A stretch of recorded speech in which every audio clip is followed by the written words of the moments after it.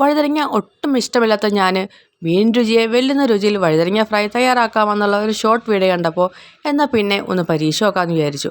ആദ്യം തന്നെ അതിന് വേണ്ടിയുള്ള മസാല അങ്ങ് തയ്യാറാക്കാം.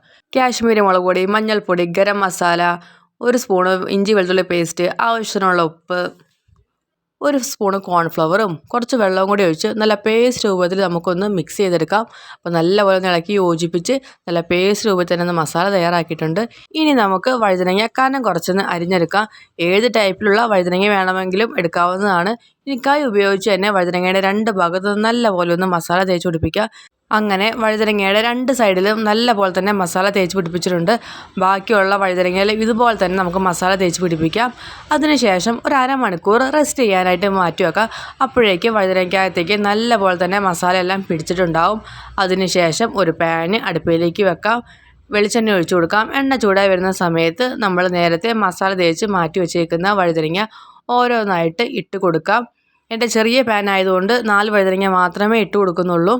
അങ്ങനെ മീഡിയം ഫ്ലെയിമിൽ വെച്ച് നമുക്ക് നല്ല പോലെ തന്നെ ഒരു സൈഡ് ഫ്രൈ ചെയ്തെടുക്കാം. അങ്ങനെ ഒരു സൈഡ് നല്ല പോലെ ഫ്രൈ ആയ സമയത്ത് നമുക്കതൊന്ന് തിരിച്ചിട്ട് കൊടുക്കാം.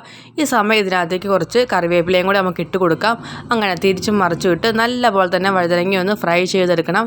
കനം കുറഞ്ഞാണ് അരിയുന്നതെന്നുണ്ടെങ്കിൽ പെട്ടെന്ന് തന്നെ വഴുതനങ്ങ ഫ്രൈ ആയി കിട്ടും. അങ്ങനെ 2 സൈഡ് നല്ല പോലെ തന്നെ ഫ്രൈ ആയി കിട്ടിയിട്ടുണ്ട്. ഇനി നമുക്കിത് കോരി മാറ്റാം. അതിനുശേഷം ബാക്കിയുള്ള വഴുതനങ്ങയും കൂടെ ഇതുപോലെ തന്നെ നമുക്ക് ഫ്രൈ ചെയ്തെടുക്കാം. സംഭവം കിടിലൻ ടേസ്റ്റ് ആയിരുന്നു.